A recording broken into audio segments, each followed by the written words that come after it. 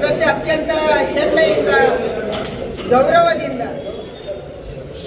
ಕನ್ನಡ ರಾಜ್ಯೋತ್ಸವವನ್ನು ರಾಜ್ಯದಾದ್ಯಂತ, ದೇಶದಾದ್ಯಂತ ಮತ್ತು ಪ್ರಪಂಚದಾದ್ಯಂತ ನಮ್ಮ ಕನ್ನಡಿಗರು ನಾವು ಆಚರಣೆ ಮಾಡ್ತಾ ಇದ್ದೀವಿ.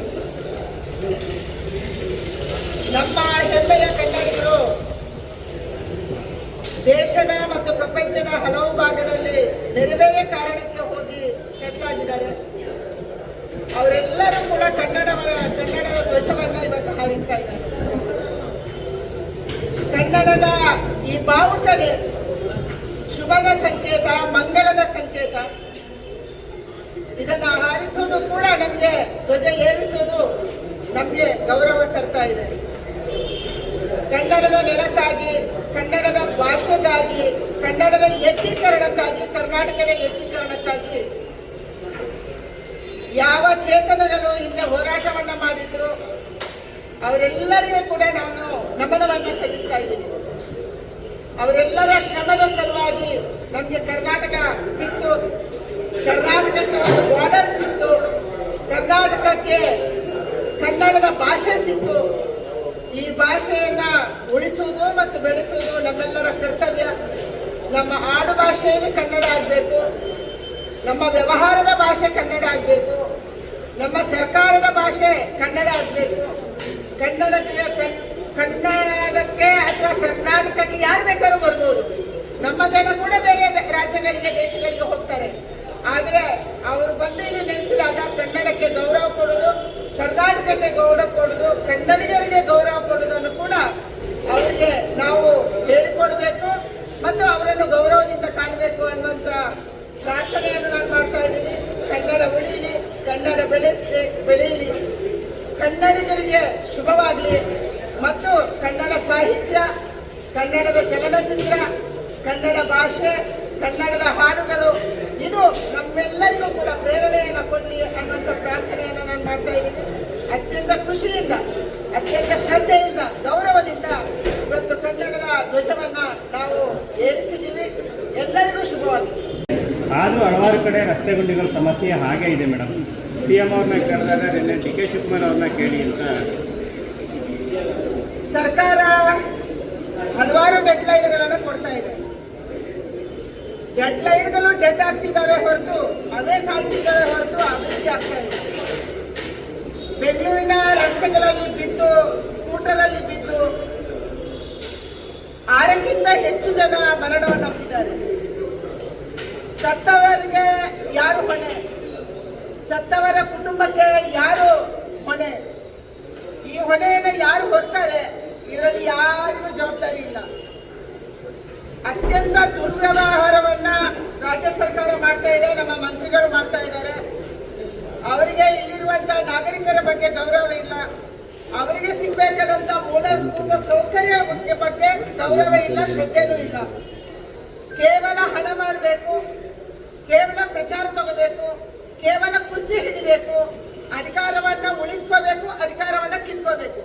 ಇಷ್ಟು ಮಾತ್ರ ಕರ್ನಾಟಕದಲ್ಲಿ ಚರ್ಚೆ ಆಗ್ತಿದೆ ಬಿಟ್ರೆ ಒಬ್ಬನೇ ಒಬ್ಬ ಮಂತ್ರಿ ರಿವ್ಯೂ ಮೀಟಿಂಗ್ ಮಾಡ್ತಾ ಇಲ್ಲ, ಒಬ್ಬನೇ ಒಬ್ಬ ಮಂತ್ರಿ ಜಿಲ್ಲೆಗಳಿಗೆ ಹೋಗ್ತಾ ಇಲ್ಲ, ಅಲ್ಲಿ ಪರಿಶೀಲನಾ ಸಭೆ ಎಂದೂ ಆಗಿಲ್ಲ.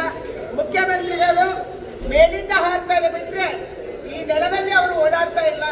ಇದು ಈ ಪರಿಸ್ಥಿತಿ. ಅದಕ್ಕಾಗಿ ಬೆಂಗಳೂರಿನ ಗುಂಡಿಗಳಿಂದ ಇವತ್ತು ಪರಿತಪಿಸ್ತಾ ಇರುವಂತವರು ಇಲ್ಲಿಯ ನಾಗರಿಕರು, ಇಲ್ಲಿ ಕೆಲಸ ಮಾಡುವಂತ ಉದ್ಯೋಗಿಗಳು, ಇಲ್ಲಿರುವಂತ ಉದ್ಯಮಿಗಳು, ಇವರೆಲ್ಲರೂ ಕೂಡ ಇವತ್ತು ಬೇಸತ್ತಿದ್ದಾರೆ, ಪರಿತಪಿಸಿದ್ದಾರೆ. ಯಾಕೆ ಬೆಂಗಳೂರು ಹೀಗೆ? ನಾವು ಬೆಂಗಳೂರಲ್ಲಿ ಇರಬೇಕೋ ಬೇಡವಾ ಅನ್ನುವಂಥದ್ದನ್ನ ಉದ್ಯಮಿಗಳು ದೊಡ್ಡ ದೊಡ್ಡ ಬೇರೆ ಬೇರೆ ದೇಶದಿಂದ ಇಲ್ಲಿ ಇನ್ವೆಸ್ಟ್ ಮಾಡಿದಂಥವರು ಯೋಚನೆ ಮಾಡ್ತಿದ್ದಾರೆ. ಇದು ಇವತ್ತು ಬೆಂಗಳೂರಿನ ಪರಿಸ್ಥಿತಿ. ನಮ್ಮ ಉದ್ಯಾನವನ ಬೆಂಗಳೂರು, ನಾವು ಹೆಮ್ಮೆ ಪಡುವಂತ ಬೆಂಗಳೂರು ಇವತ್ತು ಗುಂಡಿಗಳ ಬೆಂಗಳೂರು ಆಗಿದೆ. ಇದನ್ನೇ ಇವತ್ತು ಪ್ರಪಂಚದಾದ್ಯಂತ ಇಲ್ಲಿಗೆ ಯಾರು ಬರ್ತಾರೆ ಅವರು ಮಾತಾಡ್ತಾರೆ, ನಿಮ್ ಬೆಂಗಳೂರು ಯಾಕೆ ಇದೆ ಅಂತ ಕೇಳ್ತಾರೆ. ಇದು ನಮ್ಮ ಸ್ಥಿತಿ ಇವತ್ತು. ಸಾಕಷ್ಟು ವಿರೋಧಗಳೇ ವ್ಯಕ್ತವಾಗ್ತಾ ಇದ್ದಾರೆ. GBAದವರು ಎಲ್ಲಿ ಕಸವನ್ನು ಹಾಕ್ತಾರೆ ಅಂತ ಮನೆಗಳನ್ನ ಹುಡ್ಕೊಂಡು ಹೋಗಿ ಅದೇ ಮನೆ ಮುಂದೆ ದಂಡ ಹಾಕಿ ಕಸ ಸುರಿತಾ ಇದ್ದಾರೆ. ಯಾರು ಪರಿಣಾಮಕಾರಿಯಾಗಿ ಕೆಲಸ ಮಾಡಕ್ಕಾಗಲ್ಲ ಅಂತವರು ಇಂಥ ಎಲ್ಲ ದುಷ್ಕೃತ್ಯಗಳನ್ನ ಮಾಡ್ತಾರೆ. ಕಸವನ್ನ ಎತ್ತೋದು, ಕಸವನ್ನ ಸೆಗ್ರಿಗೇಟ್ ಮಾಡೋದು, ಕಸವನ್ನ ಬೇರೆ ಬೇರೆಯಾಗಿ ವಿಂಗಡಣೆ ಮಾಡಿ ಮುಂದಿನ ಪ್ರೋಸೆಸ್ ಮಾಡೋದು ಬಿಬಿಎಂಪಿ ಮೊದಲಿಂದ ಮಾಡಬೇಕಾಗಿತ್ತು. ನಮ್ಮ ಮಹಾನಗರ ಪಾಲಿಕೆಯ ಅಧಿಕಾರಿಗಳು, ನಮ್ಮ ಮಹಾನಗರ ಪಾಲಿಕೆಯ ಕಸದ ಗುತ್ತಿಗೆದಾರರು ಅದೇನ್ ಮಾಡ್ತಿದಾರೋ ಗೊತ್ತಿಲ್ಲ, ಯಾವ ಲಾಬಿಯಲ್ಲಿ ನಡೀತಿದೆಯೋ ಗೊತ್ತಿಲ್ಲ. ಈ ಕಾರಣಕ್ಕಾಗಿ ಇವತ್ತು ಬೆಂಗಳೂರಿನ ಎಲ್ಲ ರಸ್ತೆಗಳಿಗೂ ಕೂಡ ಕಸ ನಿಲ್ತಾ ಇದೆ. ಇವರು ಮಾಡ್ತಾ ಇರೋದು ದೊಡ್ಡ ಜವಾಬ್ದಾರಿ ಕೆಲಸ ಅಂದ್ರೆ, ಯಾರಾದ್ರೂ ಕಸ ಬಿಸಾಡಿದ್ರೆ ಅವರ ಮನೆ ಮುಂದೆ ಒಂದು ಕಸ ಸುರಿಯುವುದು, ಇದು ಪರಿಹಾರಣ? ನಾವು ಜವಾಬ್ದಾರಿಯುತ ನಾಗರಿಕರು ಸರಿಯಾದ ಕಸ ವಿಲೇವಾರಿ ಮಾಡಬೇಕು, ಸರಿ ಇದೆ. ಆದ್ರೆ ಅವರ ಮನೆ ಮುಂದೆ ಕಸ ಸುರಿಯುವುದು ಪರಿಹಾರಣ ಅನ್ನುವಂತ ಒಂದು ದೊಡ್ಡ ಪ್ರಶ್ನೆ ಇವತ್ತು ಬೆಂಗಳೂರಲ್ಲಿ ಎದ್ದಿದೆ. ಕಸಕ್ಕೆ ದುಡ್ಡು ಸಂಗ್ರಹ ಮಾಡ್ತಾ ಇದ್ದಾರೆ, ಕಸ ವಿಲೇವಾರಿಗೂ ದುಡ್ಡು ಜಾಸ್ತಿ ಆಯ್ತು. ಸಂಗ್ರಹ ಮಾಡೋದು ಮಾತ್ರ ಅಂತ ಅಲ್ಲ, ಅದನ್ನು ಡಬಲ್ ಮಾಡೋದು, ಟ್ರಿಬಲ್ ಮಾಡೋದು ಮಾಡಿದ್ರು. ಆದ್ರೆ ಕಸದ ಸಮಸ್ಯೆಯನ್ನು ಬಗೆಹರಿಸಕ್ಕೆ ಕರ್ನಾಟಕ ರಾಜ್ಯ ಸರ್ಕಾರವೂ ಆಗ್ತಿಲ್ಲ, ಬೆಂಗಳೂರಲ್ಲಿ ಉಸ್ತುವಾರಿ ಹೊತ್ತಂತ ಮಂತ್ರಿಗಳು ಇದರ ಬಗ್ಗೆ ಯೋಚನೆ ಮಾಡ್ತಿಲ್ಲ, ಬೆಂಗಳೂರಿನ ಮಹಾನಗರ ಪಾಲಿಕೆ ಕೂಡ ಇದರ ಬಗ್ಗೆ ಯೋಚನೆ ಮಾಡ್ತಾರೆ. ಮೇಡಮ್, ಕುರ್ಚಿ ಕದನ ಅಂತ ಹೇಳಿದ್ರಿ, ಎಲ್ಲಿ ಮುಗಿಬೋದು ಮೇಡಮ್? ಕುರ್ಚಿ ಕದನ 21 ಅಥವಾ 26 ಕುರ್ಚಿ ಕದನ ಏನಾದ್ರೂ ಮಾಡ್ಕೊಳ್ಳಿ, ಯಾರು ಕಾಂಗ್ರೆಸ್ ಅಲ್ಲಿ ಯಾರು ಮುಖ್ಯಮಂತ್ರಿ ಆಗ್ತಾರೆ ಇದು ನಮ್ಮ ಪ್ರಶ್ನೆ ಅಲ್ಲ.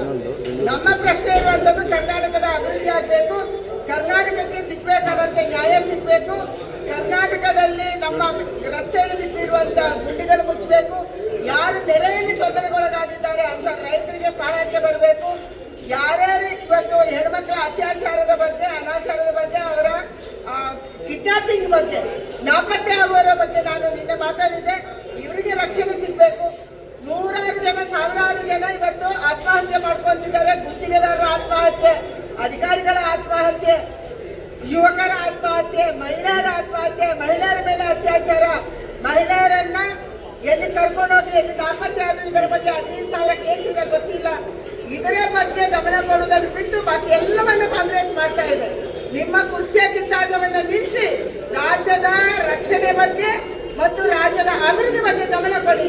ಇದು ನೀವು ಮಾಡಬೇಕಾಗಿ. ಇವತ್ತು ಕನ್ನಡ ರಾಜ್ಯೋತ್ಸವದ ದಿನ ಆದ್ರೂ ಈ ಶಪಥವನ್ನ ನೀವು ಸ್ವೀಕಾರ ಮಾಡಿ.